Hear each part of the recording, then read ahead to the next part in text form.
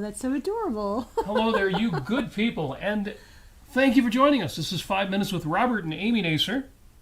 Hello. We're glad you are here. Give me just a second here. I got to double check, make sure everything's good, because the internet's wonky today. But no, it is looking good, if he does say so himself.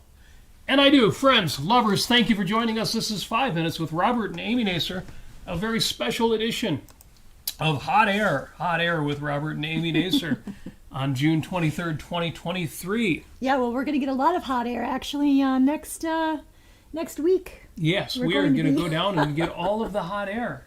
Then we're going to bring it back to Michigan. It'll be even worse. We got a lot to talk about. But actually, this is going to be a real short show. He always says. Because we've got a big week coming up. We want to share it with you. Yes. Literally, in some cases. Some of you already know what we're talking about. Today is Sunday, June 25th, 2023. I always say the date at the beginning of the show, and one of the reasons I do that is because aren't these shows timeless? So you can go back and listen to them, and you might wonder, when was that show? Today is Sunday, we're going to talk more about that too. Sunday, June 25th, 2023, the 176th, almost halfway through the year, the 176th day of this your best year yet. You have 189 days left to make that so. 176, 189, it's getting close. Getting close. If you've missed out on anything you wanted to do this year, it's time to get excited. It's time to get eager. It's time to jump on it. Take those first steps into making that happen. Christmas is only in 183 days, and that means Halloween is practically tomorrow. 128 days of it left. Yep, gonna be flying by, and then you're gonna get pumpkins, and you're gonna carve them. Now, just in case you're not excited and eager enough and thinking, man, I gotta make the most of it, there's 89 days until autumn. So, yes. 89 days until autumn. So basically, you've still got 3 months of summer left. Yes. And that is a beautiful thing. Now, I usually will give you all of the important things you need to know about this date, history, what's going on around the world. I'm going to do that, but it's going to be real quick, real short. I only have one on this date, which is June 25th, of course, this date, but in 1978, the first Rainbow Pride flag premiered at the San Francisco Parade. On this date, creator Gilbert Baker decided to make a rainbow flag, and this is more fun than you might think. Each color with a specific meaning. Pink for sexuality. Can't go wrong there. Red for life. Okay. It's just getting better and better. Orange for healing. Yellow for the sun. All right. I like the sun.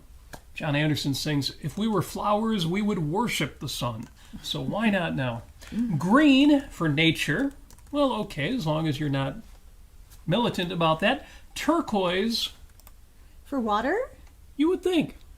But no, he said turquoise was for art. Okay, well, that's nice, actually. Yeah, it gets a little esoteric at this point. It's indigo is for harmony. Yeah. I love me some harmony. I don't know what indigo's got to do with that. And finally, violet for spirit. I was going to say bunnies, but... Bunnies would have been even better. So that's yes. a miss. That's a miss, guys. You know, we got to maybe rewoke that. You know, No, meaning... I'm kidding. Some meanings are intrinsic. Not literally intrinsicist, but inherent in the nature of things.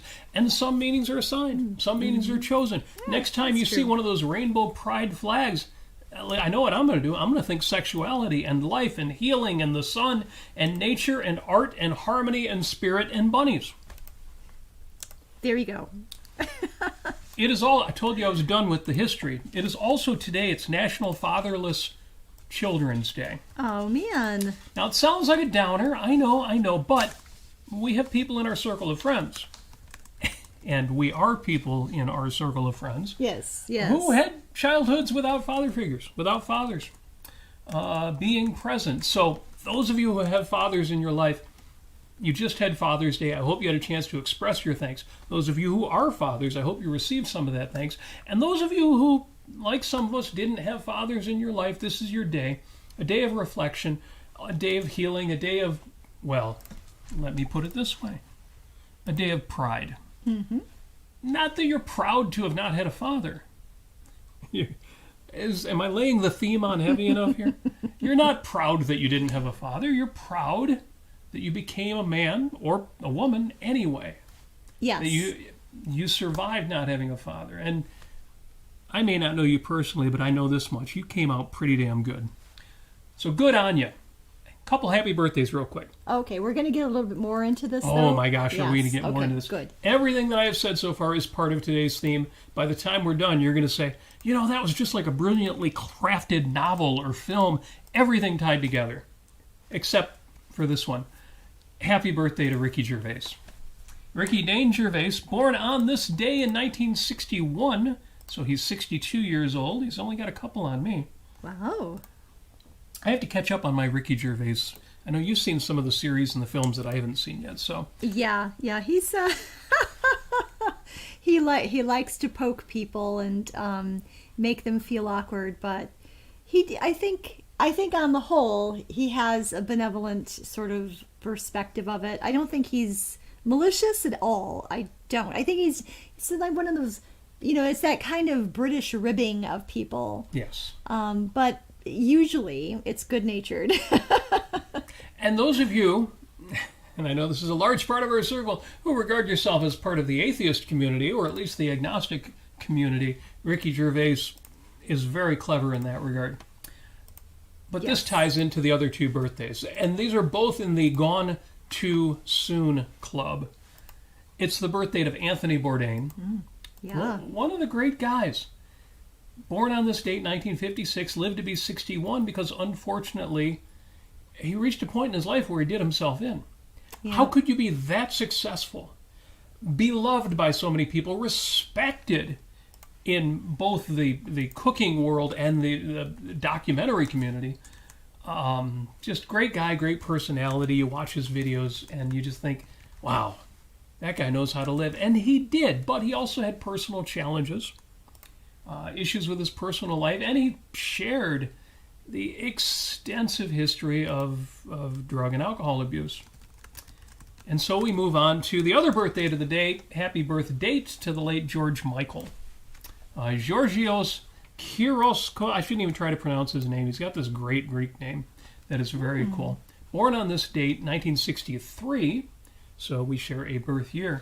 And another guy who, it's interesting because in preparation for talking about this, and Amy and I talked about it, I looked up George Michael because I was a casual fan. He was not a big favorite of mine.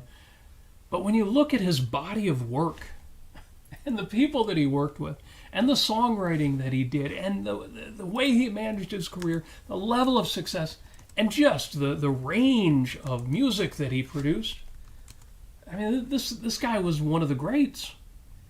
Not just a great pop star and, oh yeah, he was in Wham and then he went out on his own and he knew a lot of people. No, he was amazing. But he also had his issues too. Yep. Yeah, like Anthony Bourdain. Yeah. Well, you said that he passed away of a heart attack or something like That's that. right. But it was mainly because it was induced because of all of the drugs. Lifestyle. Yep. Yeah. Yeah, he did not kill himself, other than, he may have killed himself by his lifestyle. Yeah. But, yeah, George Michael, one of the things about George Michael is it took him a while to come out. Yeah. Why? Well, because if you want to be a rock star, if you want to be a pop star, that works against you. Yes. Now, I know a lot of people think, oh, in this age of woke, no, that's especially to put up the quotation marks here, the left, that's a shining star. No, it's not. There are certainly people who will applaud your bravery, and they should, but you will still get slammed, and even, honestly, heartbroken responses from the women who will say, oh, I guess he'll never be mine, because he doesn't swing that way. I'll share a little thing with you here is that Yeah. Luther Vandross, the one R&B singer, Black American, just absolutely wonderful. I love him so much. Easily one of the sexiest singers ever.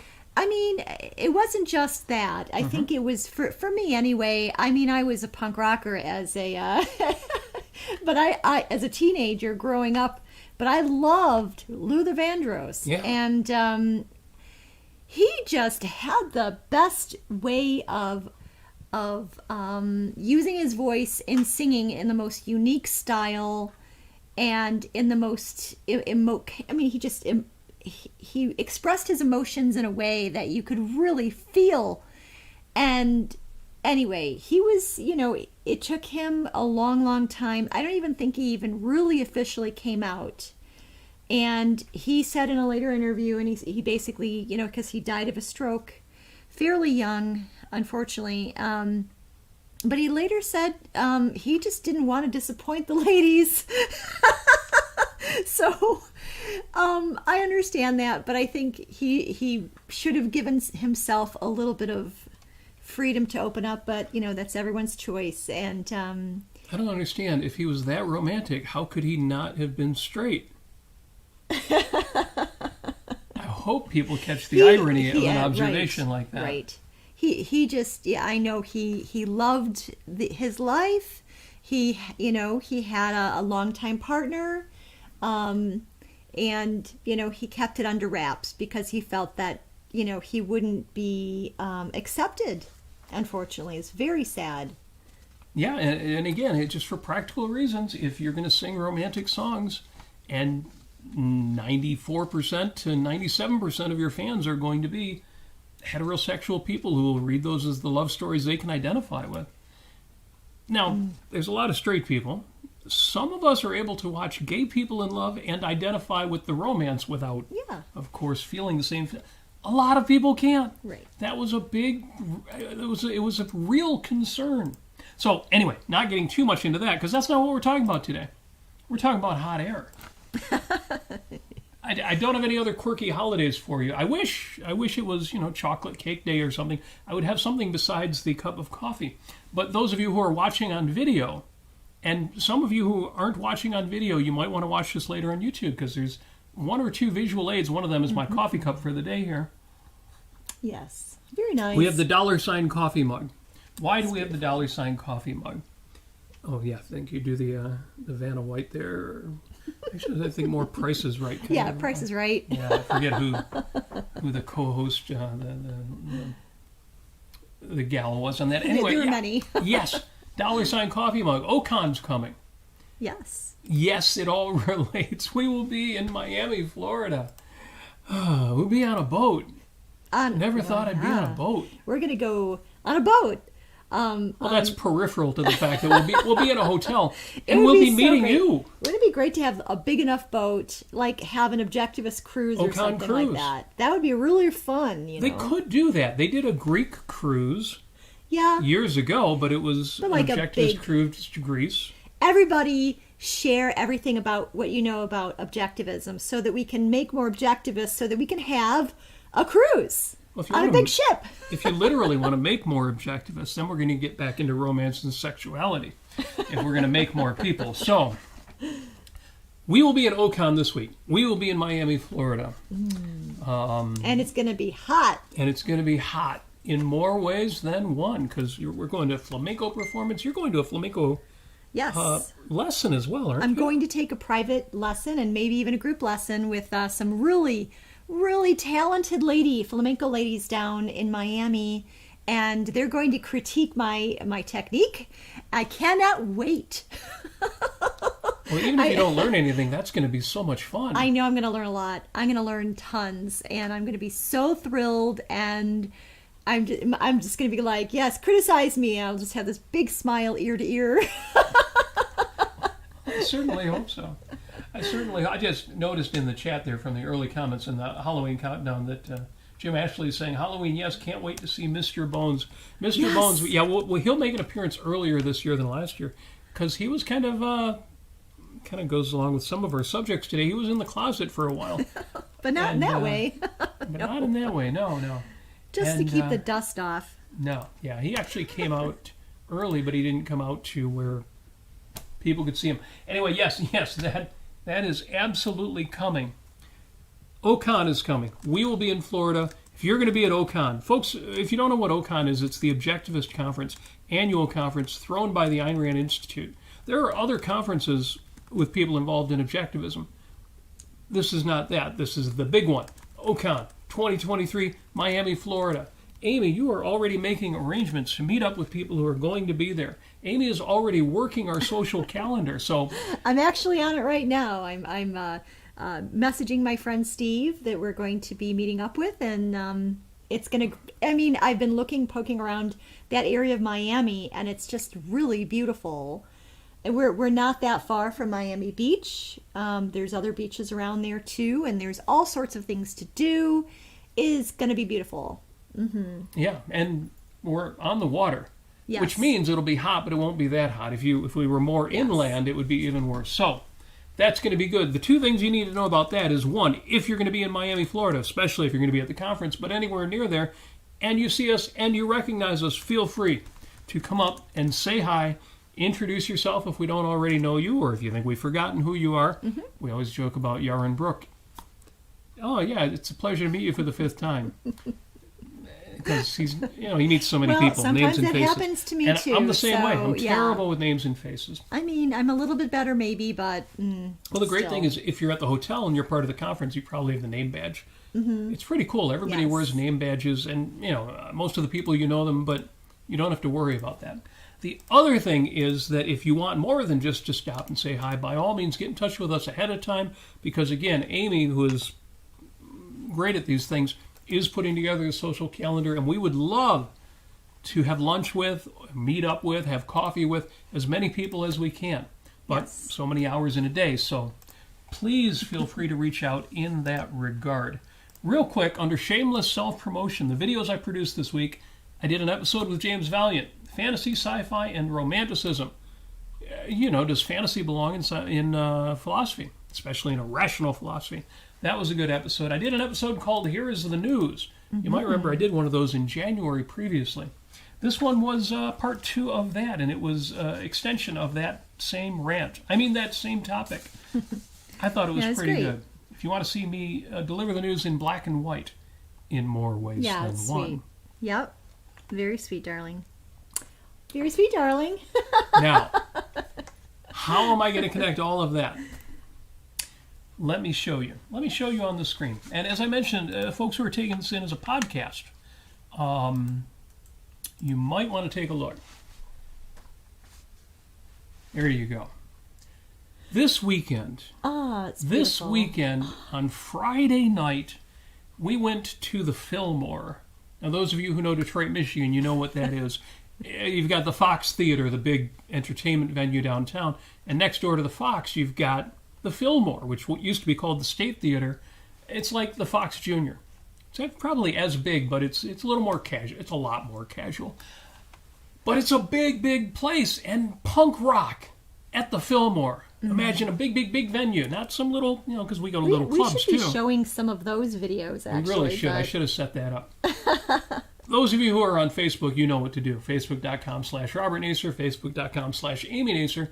And we have video of Friday night at the Fillmore, punk rock. Amy was a total punk rock girl. You were awesome. Well, no, I stood there, basically. We didn't mosh, that's true. I didn't, I decided not to injure myself. So, yeah. But it was great. It was absolutely amazing. People had a great time. We had kind of like a front row seat to the mosh pit. And, no one came out of there with a bloody nose or cracked tooth or anything like that. It was just very nice. And perhaps there was some bruises from some of the young men. But, there was a 12-year-old boy in the mosh pit. In the mosh pit. There were men who had to have been in their 60s or 70s even. And a lot of crowd surfing. Yeah. And it was very cool because the venue, the Fillmore, had brought in the bouncers. These really just crazy muscular guys. You could tell these are the guys who are at the gym all day, every day. And there's like 4 or 5 of them. You can hardly see them, but they're at the stage. It's standing room only, or general admission. These 4 or 5 guys are standing at the stage, just looking, not even angry or grim or anything, just serious, just there. And as soon as people would crowd surf, they would always try to work their way to the stage, and these guys would just catch the people that were crowd surfing before they fell on the ground and broke their heads open. And they weren't angry about it. No. They were just it doing was their sort job. of, okay, let's pick this 120-pound individual up. Yeah, and some of the people getting crowd surfed were not 120 pounds, but these guys were so beefy it was like nothing. Right. And they weren't getting angry. It was just their gig. It was just their, oh yeah, we're doing a punk rock show, and we're doing the stage, and so we're going to be standing there, keeping people from jumping up on the stage and keeping the crowd surfers from cracking their heads open. Anyway, punk rock show, super cool. The best kind of people. A few rowdies, a few crazies, a few annoying people, but no more than any other rock show. Awesome. We did an episode recently called I've Seen All Good People. This is going to be one of the themes. Next morning, what do? Greenfield Village, the historical museum in Dearborn, Michigan, part of the organization for which you work. I do, and yeah, there's a long story. We had a wonderful little, what we called a strawberry party pop-up, where we had some of our reenactor friends and people who dressed up, in period clothing around, 60s, and, celebrated strawberries and made all sorts of historical recipes with strawberries, and it was great. It was like strawberries with vinegar and sugar with cinnamon and cloves, and then there was strawberry tart from the 1760s, and then there was strawberry ice cream from the 1885, and so on and so forth. It was really lovely. But we keep showing this balloon Well, here. we're getting there. We're getting there. We're getting there. Why is the episode called Hot Air? Yeah. And the answer is, we've seen balloons before, but I've never actually seen, at least I don't remember ever seeing, any of the balloon shows we've ever been to, what it looks like from the start, where all these vehicles show up, and the baskets, the part of the balloon that you would be in if you were traveling by balloon, are sitting on the tailgates of these vehicles. They don't fit in the trucks. But that's okay. The tailgates are open. They're all roped in or chained in, whatever it is they're doing to secure them. They all show up in this field. Now, this is taking place at the same time as a fair and a concert and art exhibits and all these. So there's, I don't know, tens of thousands. Who knows how many people are there? And there's a field where they're doing the balloons. The balloons, they bring them off the vehicles. They unroll the balloon, the length of the balloon, and then they start filling them up. And we got to watch that. Oh, it's so spectacular. And it was beautiful. So you can see from this video the tops of the balloons, which if you were sitting on the other side of the field where most people were sitting, you would not be able to see this. So we were very lucky in where we were sitting, thanks to our good friend Carrie. And it was really a sight to behold. Now, the balloons eventually take off, and every time one of them leaves the ground, everybody in the crowd starts applauding. Yay! and they fly away because, there's a bit of wind, and they're flying south by southwest. And what's interesting is that shortly after the balloon would take off, its chaser, the vehicle that it came in, would leave. Now, a few hours later, the vehicles start coming back with the balloons. They went and picked them up wherever they landed, and they bring the balloons back to the same field and start setting them up again. You think, are they going to take off again? Yeah, one of the things that the one detail that I really wanted to understand, which Carrie provided the answer for yesterday night. So the vehicles chase the balloons, and the vehicles are called chase vehicles. And I'm like, chase vehicles? Oh, okay. They are just, chasing the balloons. The balloons will eventually land in a field or some open area. It could be somebody's, residential street or big backyard. Who knows? But well, it has to be pretty big. But yeah. I would think there would have to be a place where the vehicle can actually get to. That too. So then they load up the actual balloon. They tear it all down. Put it, I think, back into the basket maybe, or into the truck. And then they bring it back to this field, and then they blow it up again, a second time. Now, why did they blow them up again? Because they weren't going to fly again. Why would they blow all these balloons back up? And the whole point is what you see right now on the screen, is that after dusk, they light them up. And, the camera we're using is even compensating a little bit for the darkness. It was even a little darker than that, which makes this beautiful light show. And I was talking to our hostess who informed us of this wonderful opportunity. And she said, well, you're doing a show tomorrow. You have to call it Hot Air. And I thought, first thing I thought of is the political statement of hot air. And yeah, I would like to acknowledge that the ideas of my opponent, his ideas are sound. Mere sound. And I thought, you mean like flagellants? Well, yeah, just sound. Yes. And here we'll stop the reel here for a bit at least, and there we go. There we are. So there is an ongoing theme, and I'm not going to go directly to it, but a little bit of connect. Everything's going to connect. My opposition these days, because I'm running into some opposition, don't we all? If I didn't have any opposition, it would mean I had no reach. I've said that before. If nobody's pushing back on you, you're not pushing forward. Right.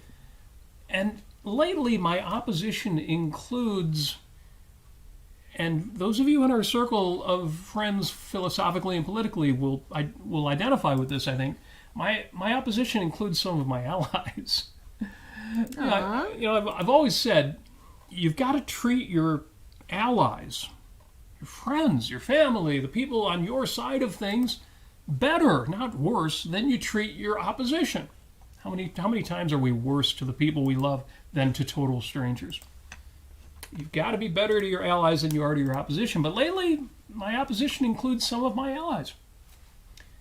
And in that regard, some of the people who have pushed back on me, for example, people who say, Robert, you're not political enough. You're not fighting hard enough. You're not engaged enough. And in that regard, what's on my mind is this. A bad argument is worse than no argument at all. Bad sounds are worse than no sound at all. You know, politically, I've still got people in my circle arguing, and I'll be a little more specific. I've got people in my circle arguing that the left is worse than the right. And that this means that we, me, Amy, everybody who is like-minded, we need to ally ourselves with today's conservatives. Been there, done that. You laugh, but... Been there. Well, you have the right to laugh because you've actually been part of the Republican Party in Michigan. I was a state committee woman and delegate of the GOP of Michigan, and left right as they were nominating our favorite American game show host. Yes, game show host. Yeah, I was thinking reality show host, but yeah. I call him. Maybe Barker. Maybe it's a little bit derogatory towards actual game show hosts, and I That's apologize if any game show hosts are listening out there right now. Yeah. But no, I mean it's what I mean is that it was all a game. I would love to think it was all a game. It's rude because I know a lot of you respect our 45th president. And it's very rude for me to say I have more respect for Alex Trebek than I do for the last president or the current president of the United States. But I'm asked to get on board, despite the fact that the right, too, is deeply flawed. And not just deeply flawed. In several areas, they are ideologically, to the extent that any of them are ideological, they're opposed to my values, including free trade and the value of immigration, and access to abortion, and the separation of state and religion. You know, one among many recent examples, this was shared on the Aaron Brooks Show recently. There's an essay entitled Believe in Believers by Evan Riggs of the group European Conservative. And it's interesting because this writer, Evan Riggs, he's an agnostic. He's not a religious person. But here's what he writes. Those of us committed to fighting back against the woke must come to terms with the fact that only Christianity is potent enough to defeat the cult of diversity, equity, and inclusion. Non-believers need not convert, but It is time for us to get out of the way. Now, I believe, and tell me in the chat if you think I'm full of it, if I'm mistaken. I believe, of course, that the exact opposite is true. The reason the left, along with today's woke and DEI, the reason the left, which is just today's evolution of yesterday's political correctness and Occupy Wall Street, and I can take you through all of it. The reason this evolution continues is precisely that the opposition is worse than worthless. I wish the right was just worthless, but they're worse than worthless. Now, it's not time for those of us in the secular community, time for us to get out of the way. The people who need to get the hell out of my way are precisely the conservatives, who are wholly responsible for losing this war. They snatch defeat from the jaws of victory every time. Every time the country votes for a little more freedom,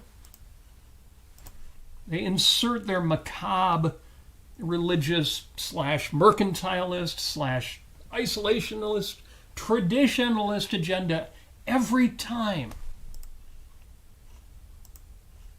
Okay, a second example, because you knew I was going to get back to this. I still got people in my circle arguing that Pride Month is invalid. And they complain about Pride Month for primarily 3 reasons. Incidentally, I've got people in the chat right now. This does not apply to you. In fact, one of our friends who is gay is in the chat, and I know he's had enough of Pride Month too. This is not that. Listen to these 3 reasons I'm offered by objectivists, again, not our people in the chat, but loud objectivists and other conservatives. 3 reasons they give me. 1, Pride Month is invalid because pride is a result. It only applies when you have achieved something worth being proud of. Sounds simple, right? I had somebody recently posted. Yeah. I am proud only of my achievements. I am proud only of my achievements. I am proud only of my achievements. Well, that implies that you can't be proud of any adversity that you've been through and gotten through in a positive and healthy way.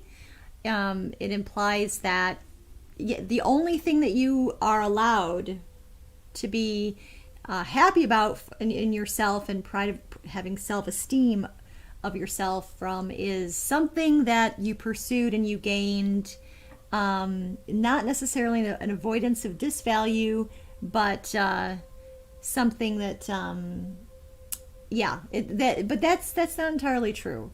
Well, yes, but I mean this entirely differently. Okay. Apparently, these people have never been proud of their kids. Or they want to steal their kids' honor and claim that their kids' accomplishments were their own. They've never been proud of their country. Apparently, they've never looked in a dictionary for the many valid definitions and usages of the word pride.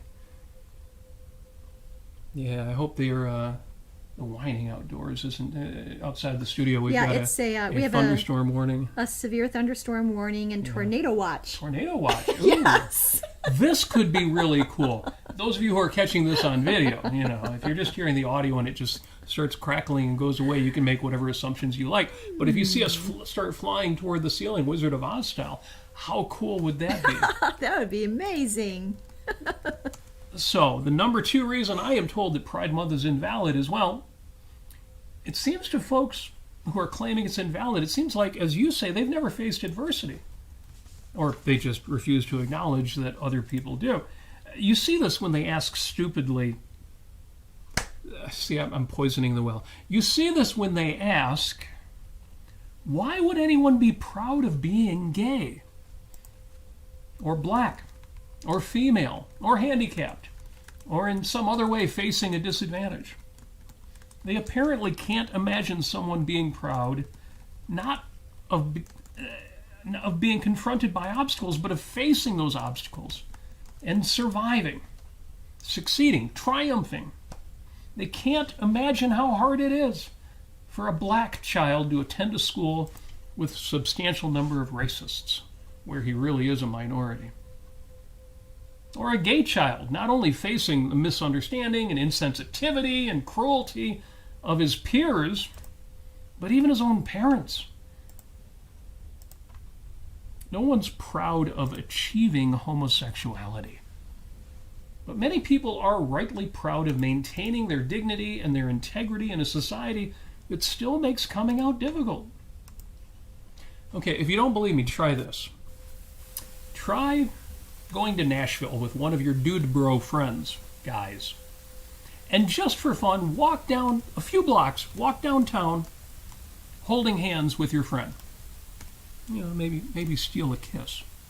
And tell me if you get the same reactions as you would if it was your wife or your girlfriend.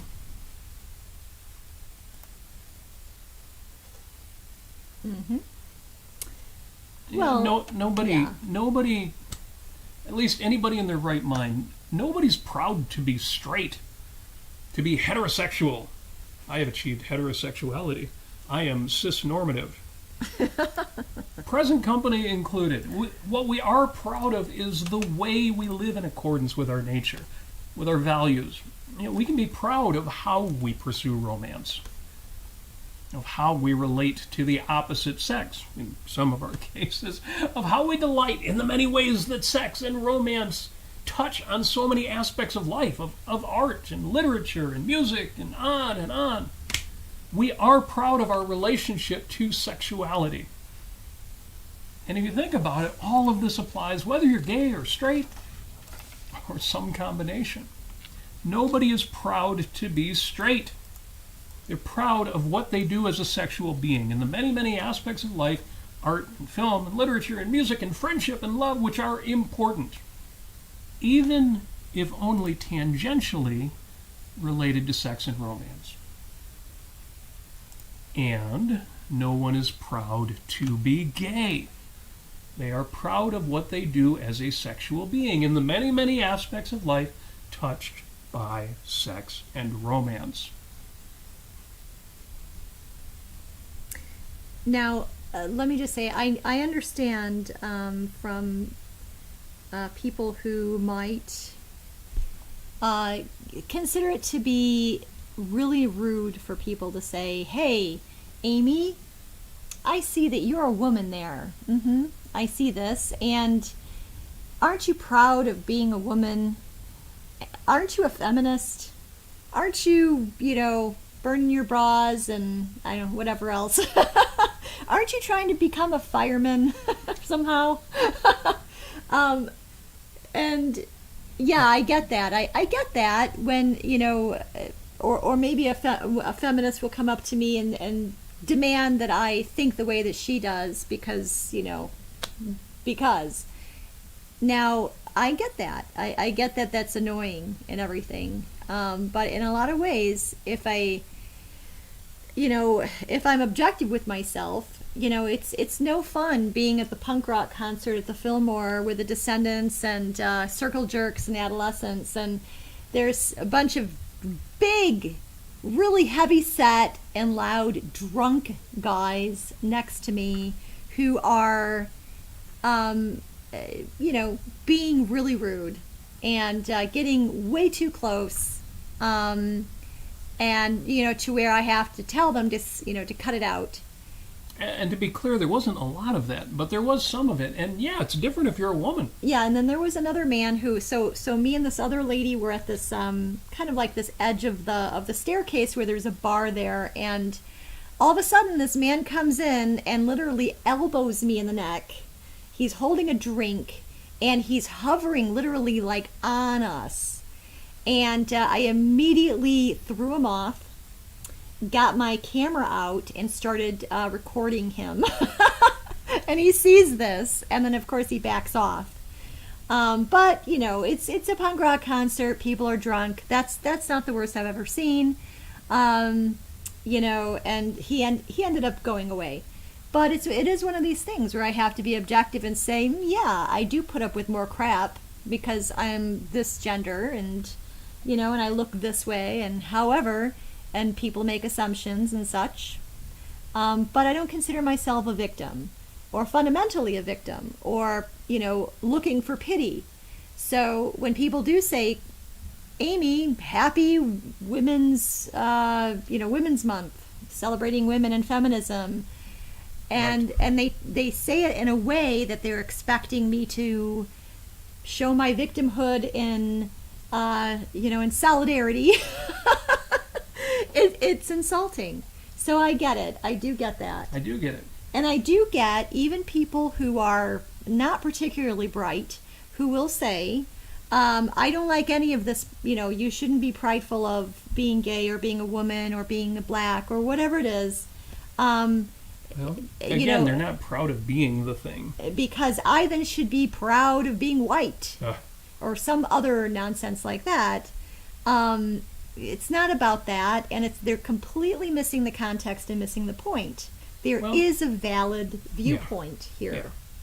And by all means, if you are white, especially if you're white male, and you have actually faced DEI, or go back 10, 20 years, affirmative action hires, or whatever you've been up against, by all means, if you handled that well, be proud of that. Because that's what we're talking about here. Jim Ashley, the author Jim Ashley, the writer, you should be following him on Facebook, says, well, can you comment on pride in one's character? Instead of an accident of birth, it takes a strong character to face adversity and prejudice. And you're absolutely right. And that's why I make the point that you may well be a white guy and face things that you should never have had to face because of, there is such a thing as reverse discrimination. So absolutely. And one of the best arguments against the left is the classic line from Martin Luther King Jr. I look forward to the day when my children will be judged not by the color of their skin, but by the content of their character. Mm-hmm. Trouble is, when he said that, we weren't there.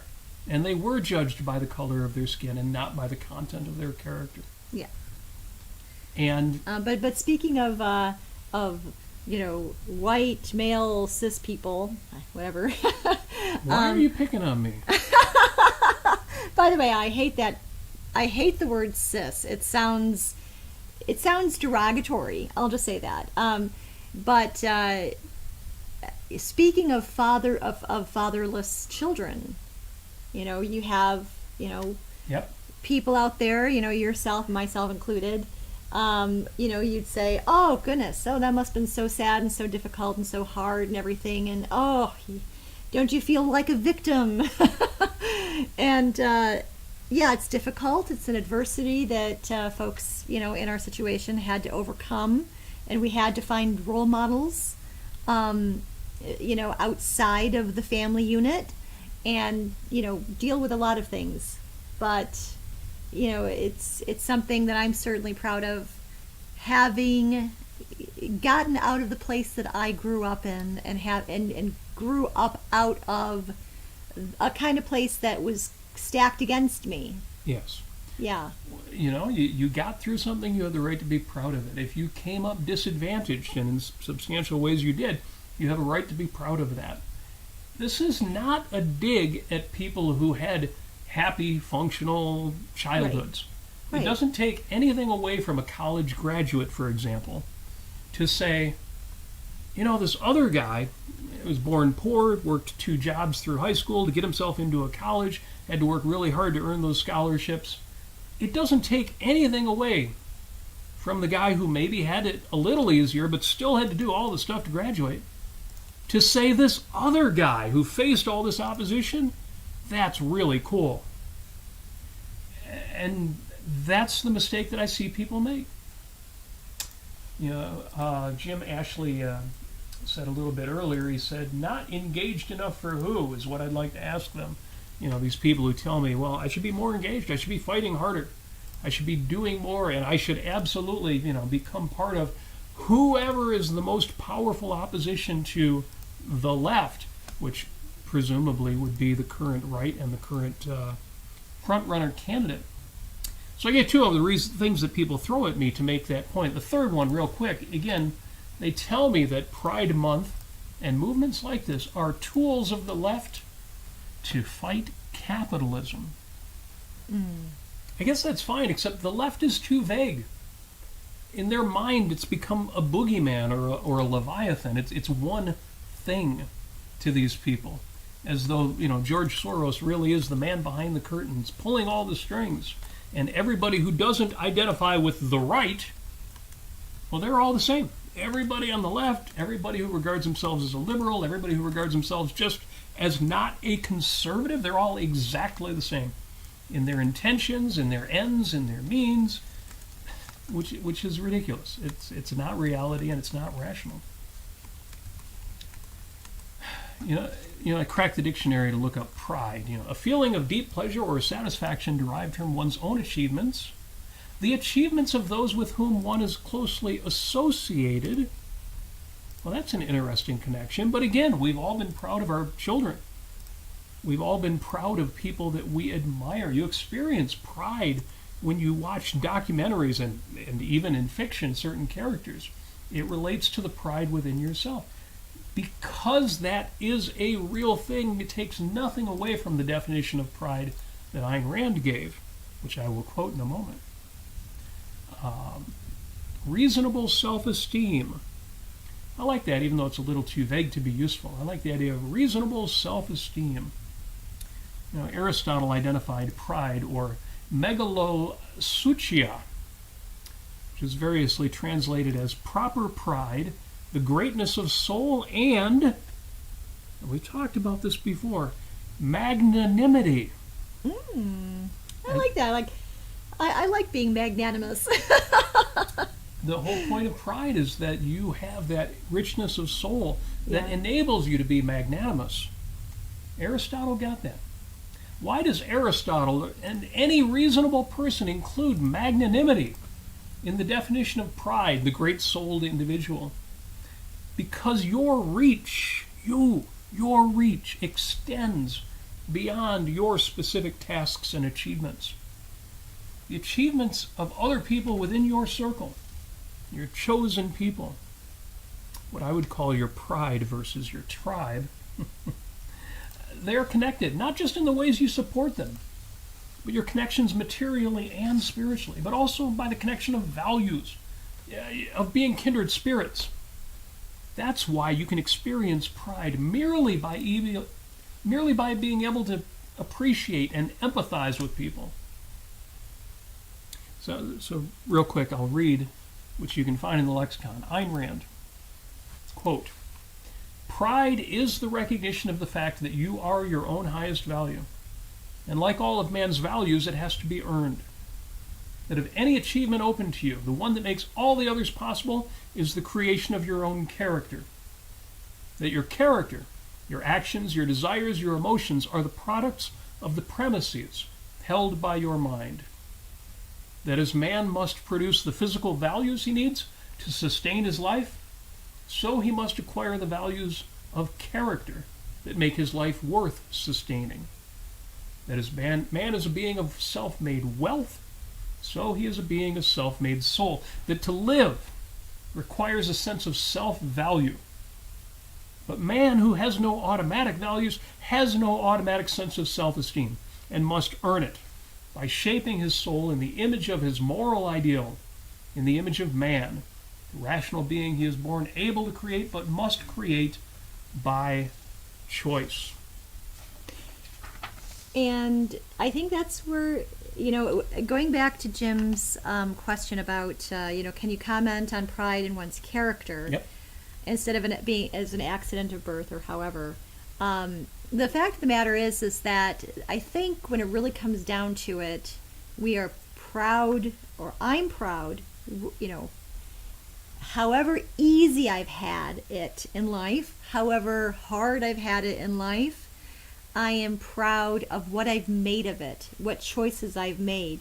And when it really comes down to, even funneling down even further, I'm proud of how I use my mind. I'm proud of using reason. I'm proud of thinking things through. I'm proud of, using all of my faculties of reason, imagination, introspection, going back to reality and inducing ideas, making sure that they are fundamentally aligned with reality. All of those epistemological habits that I have created, in all my lifetime, I'm proud of all of that. That's what really comes down to it, and that's what makes everybody human.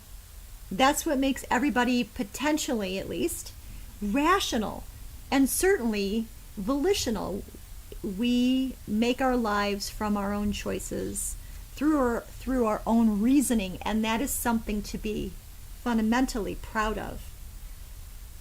So, yeah, I don't think it's about rejecting those parts of yourself that you went through adversity. Well, going through adversity or trying to repel disvalues, well, those don't count, because that's avoiding disvalues and not seeking values. Well, actually, you have to repel disvalues in order to seek values, first of all. But no, all of that counts. All of your thinking in terms of getting out of those adverse situations, all of that counts. And all of those require virtues, of honesty and integrity, and especially courage, especially with regard to LGBTQ folks and in many other people who have had a difficult life for whatever reason it is. So there you are. Yes.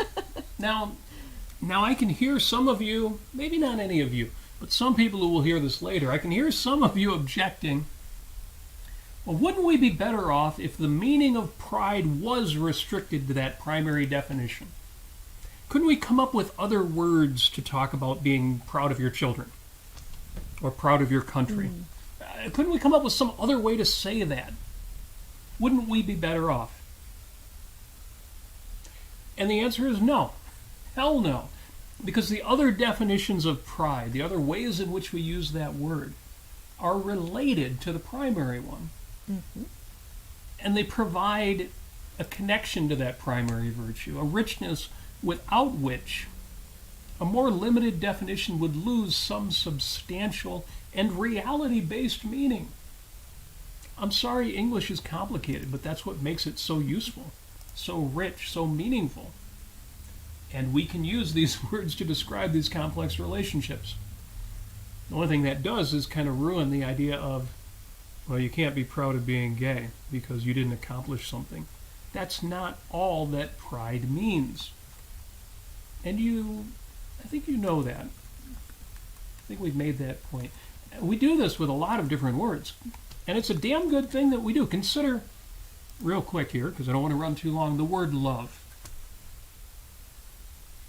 There's a connection, however complex, between your love of yourself and your love of your spouse, your love of your family, your love of your country, and your love of the finer things in life. And incidentally, all of these forms of love, and many more, they're also related to the many forms of pride. We have to have broader definitions. Otherwise, we are not properly tying our concepts to all of the aspects of reality. Why are groups of lions called prides? I like that a lot better than tribes. People say, this is my tribe. I'm not part of a tribe, but I'm happy to be part of a pride. Yeah, let's all get together and have a pride, everybody. Would you rather be a member of a pride than a tribe? In fact, I am proud of all of you for sticking with this little bit of hot air. No, not the hot air of the politicians. The kind of hot air that raises balloons up, lifts you up into the skies. Now, next week we will probably take off, literally and figuratively. Yes. Well, before you talk about that, including the hot air of that's interacting with the cold air, creating tornadoes around Studio Nasir. Yeah. I'm watching the trees blow around, but it seems to have lessened some. Yeah, it's not as bad as it was. So hopefully it's not touching down near us. And thankfully the I don't want to jinx it, but the power hasn't gone out yet. Okay. And it won't. The power will not go out. Okay. Yeah, so next week we are going to be in the heat of Miami. Hopefully it won't be so bad. Like Robert said, we're going to be on the water, and we're going to be attending the objectivist conferences of the Ayn Rand Institute. It'll be very nice. Like Robert was saying, I have a whole bunch of things already lined up, including a flamenco lesson, a private lesson for myself, which is going to be great. And yeah, there's some really amazing flamenco dancers down there. And we're actually going to go to a flamenco dinner. Just as we went to a flamenco dinner in Japan, we're going to go to another one in Miami. Right. So you just gotta, I really wish that we had flamenco dinners around here where we live, but someday it just might happen. Right. So my take-home point, real quick. Actually, Dale in the chat kind of brought it home for me here. He says, well, the show isn't about the opposition on either side. Mm-hmm. It's about encouraging those of us who embrace egoism to persevere, to carry on, to grow, and to achieve the best within us.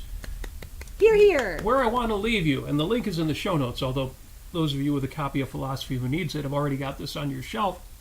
Where I want to leave you is, what can one do? A great essay by Ayn Rand in the book Philosophy Who Needs It. And the main point that she makes is there's only so much you can do.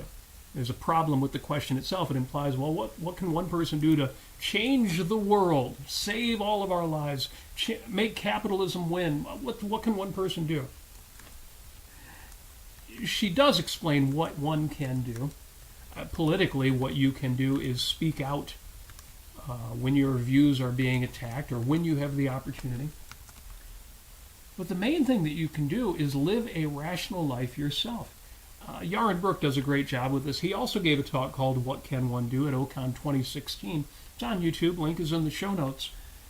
And he's great at making that point of, these ideas are ideas that are saving the world. But in your own individual life, the priority is just living the best life you can. And Amy, you've made the point that, you can't convince people to be rational while acting like a lowlife yourself. True.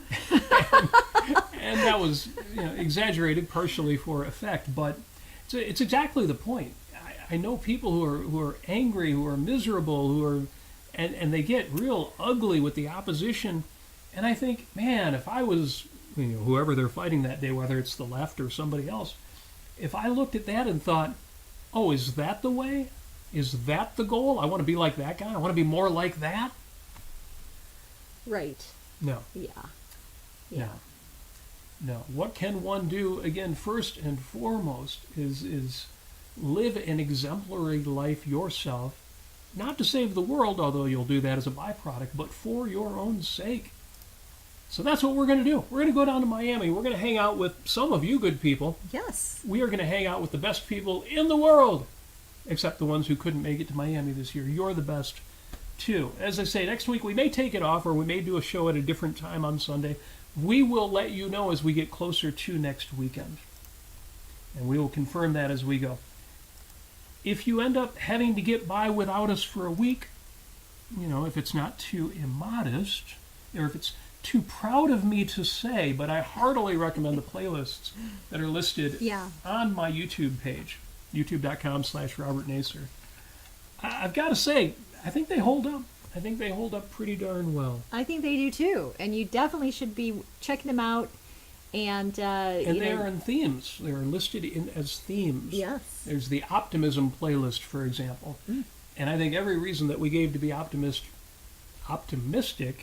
a year, 2 years, 3 years ago, I think they all hold up. Yes. And there are other ones. There's love and romance and adventure, and it's all in there if we don't do a show next week, and maybe even if we do. As I say, I think that stuff holds up pretty well. I am proud. I am filled with pride. I'm proud of you, Robert. At how good those shows were. Well, I only write up the notes, but I couldn't do it without you. Oh, thank you very much. Folks, thank you for joining us. Again, a lot of stuff on my mind, a lot of hot air coming out. Good hot air, the kind of hot air that raises up balloons, raises our spirits, raises us up to the sky. Looks really cool lit up at night. Thank you to, again, our hostess from last night. But for all of the events this weekend, I've seen all good people, very few ne'er-do-wells. I know, all of them could and should be better, and we're working on that. We're spreading the word. But the main thing is that we're enjoying the good we can get out of people. It's endless. I am surrounded by miracles. You are surrounded by miracles, not least of which is yourself. Thank you for joining us. As always, you can share ideas for future shows, comments, feedback on this show on the 5 Minutes with Robert and Amy Nasir Facebook group, or in the chat, which I'll go back and read to see what I might have missed this time around. Do that thing. If you want to support the show, I want to give a huge shout out. We had a contributor this week. Yes. Not through the patron. I love our patrons. Thank you to our patrons who contribute every month through patreon.com/Robert Nasir. But no, somebody contributed through PayPal. Just cash contribution to say, just discovered your show. Thank you very much for that. It is appreciated, and it gives us the enthusiasm and excitement to go on, as well as reminding us that we just have the best audience in podcasting. Yeah. This person who contributed $20 to our PayPal was very, very nice, and he said some very, very nice things. Very cool. And what did he say? He said, "Oh, this was with Well, he left two different notes, one on Twitter, one on Patreon, and yeah, it says it does not. I stumbled upon you and Amy's "It Does Not Do to Dwell" video. I found it so incredibly inspiring and helpful with some things I have struggled with over the past couple of years, and I suppose in some ways my entire life. Thank you for your work, and I look forward to watching more videos in the future." You know, I don't want to say that I like your struggles, but what I do like is you're willing to share that. Yes. Because we've been through it too. Yeah. Absolutely. It's just, I love these notes. If anybody would like to leave us a note, yes, please notes. do. Bring it on. Well, again, I've got the whole chat to review too. Thank you. Thank you very much to our patrons. Very much appreciated. A few dollars every month tells us, we must be doing something right. We should keep doing it. And as always, and maybe with a little extra lead time, because we will see if we're back next Sunday. As always, we wish you every success that you so richly deserve. People who don't deserve success also don't watch a show like this, and they certainly don't stick around for the full 5 minutes. So thank you. You do deserve every success. You deserve every happiness, especially you objectivists out there. You've got the Operator's Manual for Life. I know you are using it to live your own best life, and that is why we wish you every success. We wish you every happiness. And as always, and with a little extra to get through any extra time you're going to need,